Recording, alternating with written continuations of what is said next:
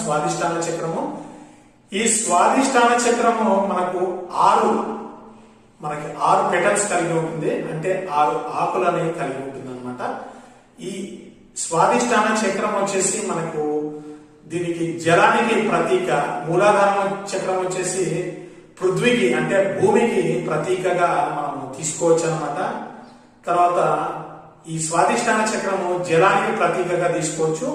ఇది టోటల్ గా బాడీలో వాటర్ కి సంబంధించి మొత్తము ఏ రకమైన సర్క్యులేటరీ సిస్టమ్ ఉందో దాంతో పాటు రిప్రొడక్టివ్ సిస్టమ్ అంటే సెక్సువల్ ఎన్హాన్స్మెంట్ గురించి కానీ సెక్సువల్ రిప్రొడక్షన్ గురించి కానీ డిసైడ్ చేసేది వచ్చేసి మనకి స్వాదిష్టాన చక్రం అని చెప్పుకోవచ్చు.